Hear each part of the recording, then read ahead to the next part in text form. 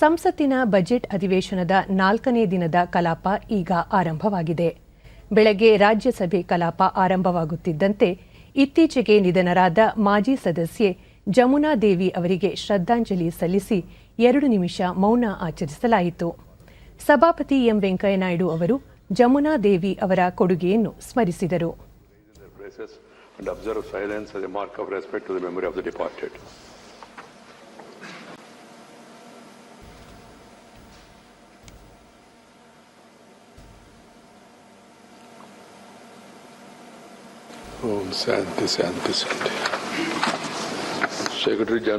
ಈ ವೇಳೆ ಸಭಾಪತಿ ಬಹಳ ದಿನಗಳ ನಂತರ ನಿನ್ನೆ ರಾಜ್ಯಸಭೆ ಸುಗಮ ಕಲಾಪಕ್ಕೆ ಸಾಕ್ಷಿಯಾಯಿತು.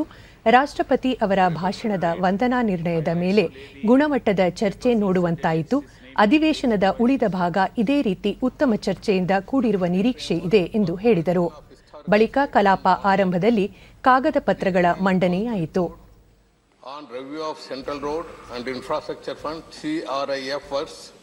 ಆನಂತರ ಆಯಾ ರಾಜ್ಯವಾರು ಸದಸ್ಯರು ತಮ್ಮ ಸಮಸ್ಯೆಗಳನ್ನು ಪ್ರಸ್ತಾಪಿಸಿದರು. Role of overseas tourists, officials and Indian embassies. Thank you, sir.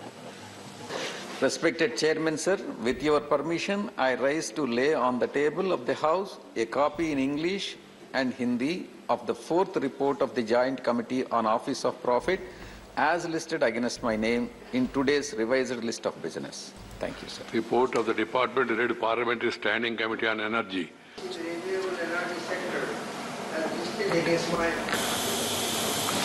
As listed against my name in today's list of business. जिसे रामसर साइट में शामिल किया गया, जिसमें भारत के सिर्फ 47 देश हैं जबकि ब्रिटेन के 147 कंट्री हैं, तो उसके विकास के लिए राज्य सरकार और जिला प्रशासन तीनों में तालमेल बैठाकर इसको राष्ट्रीय स्तर पर वह स्थान दिया जाए जो हमने अंतर्राष्ट्रीय स्तर पर एक वैधानिक दृष्टि से लिया है. धन्यवाद. डॉक्टर सस्मित पात्रा. ಒಡಿಶಾದ ಸಸ್ಮಿತ್ ಪಾತ್ರ ಪ್ರಧಾನಮಂತ್ರಿ ಆವಾಸ್ ಯೋಜನೆ ಕುರಿತು ಪ್ರಸ್ತಾಪಿಸಿ, ಈಗಾಗಲೇ ಕರ್ನಾಟಕದಲ್ಲಿ 25 ಲಕ್ಷ ಮನೆಗಳು ಯೋಜನೆಯ ಪೋರ್ಟಲ್ಗೆ ಜೋಡಣೆಯಾಗಿದೆ. ಆದರೆ ಒಡಿಶಾದಲ್ಲಿ 6 ಲಕ್ಷ ಮನೆಗಳು ಜೋಡಣೆಯಾಗಲು ಬಾಕಿ ಉಳಿದಿವೆ. ಈ ಕುರಿತು ಪರಿಶೀಲಿಸುವಂತೆ ತಿಳಿಸಿದರು. लगभग 6 लाख घर प्रधानमंत्री आवास योजना में जुड़ने चाहिए आवास पोर्टल के ओपन होने से. और ये 6 लाख घर जो है मान्यवर, ये ज्यादातर आदिवासी भाई बहनों का है जो कि शेड्यूल्ड एरियाज में रहते हैं, वेस्टर्न उड़ीसा, साउथ उड़ीसा और केबी के जिलों से हैं. मगर 3 साल में आज तक जो है आवास पोर्टल खोला नहीं गया प्रधानमंत्री आवास योजना का. दुख की बात यह है मान्यवर कि इसी साल जनवरी 13 को कर्नाटक के लिए आवास पोर्टल खोला गया जिससे कि वो लोग 25 लाख घरों को अब जोड़ सकते हैं. बट 3 साल से माननीय मुख्यमंत्री श्री नवीन पटनायक जी के अनुरोध के बाद भी अभी तक ये जो 6 लाख घर हैं ये जुड़ नहीं पाए हैं. इसलिए मेरी आपसे दरखास्त है सरकार को कि आवास पोर्टल प्रधानमंत्री आवास योजना का खोला जाए और जैसे कर्नाटक के लिए 25 लाख घर अलॉट किए जा रहे हैं, ऐड किए जा रहे हैं, वैसे ही उड़ीसा के आदिवासी भाई बहनों के लिए ऐड किया जाए. डॉक्टर अमर पटनायक. ऐसा ಕಚ್ ಏರಿಯಾ है ಕಾಂಗ್ರೆಸ್ನ ಶಕ್ತಿ ಸಿಂಗ್ ಗೋಹಿತ್ ದೇಶದ ಕಚ್ ಭಾಗದ ಜನರ ಭಾಷೆಯನ್ನು ಸಂವಿಧಾನದ 8ನೇ ಅನುಚ್ಛೇದಕ್ಕೆ ಸೇರಿಸುವ ಕುರಿತು ಪ್ರಸ್ತಾಪಿಸಿದರು. डेजर्ट देखने के लिए वहां जाते हैं मान्यवर, ये कच्छ के लोगों की भावना को देखते हुए जो संविधान की 8वीं सूची में कच्छी भाषा को इंक्लूड किया जाए, ये बात बार बार कच्छ के लोगों ने रखी है. मैं आपके जरिए सरकार से अनुरोध करना चाहता हूं कि संविधान की 8वीं सूची में कच्छी भाषा को ऐड किया जाए. धन्यवाद. 2 शब्द कच्ची भाषा में बोलिए जी. 2 शब्द बोलिए कच्ची भाषा.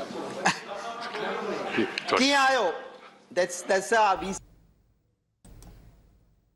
दुनिया में अभी तक जो विकास हुआ है, दुनिया का सबसे ज्यादा कार्बन स्पेस विकसित देशों के द्वारा कार्बन स्पेस को घेरा गया है.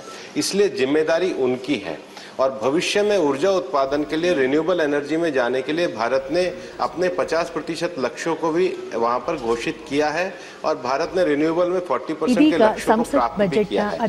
लेकिन जब दुनिया में जलवायु परिवर्तन की ये वार्ता चल रही है तो उस वार्ता के अंतर्गत भारत ने कहा है कि राज्यसभೆ पेरिस ಕಲಾಪದ एग्रीमेंट ನೇರ के ಪ್ರಸಾರ CBDR common but differentiated responsibility का पालन होना चाहिए। इसलिए अपनी राष्ट्रीय आवश्यकताओं के अनुरूप हम फेस आउट नहीं कर सकते। भारत में फेस डाउन करके हम रिन्यूएबल एनर्जी की ओर जाएंगे।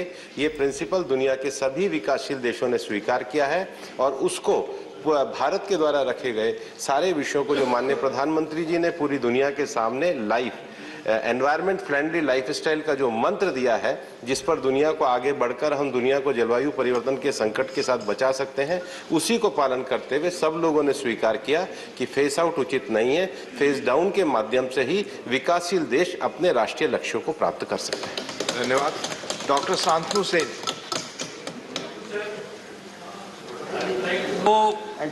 From our learned minister, how much concerned our government is regarding the following facts.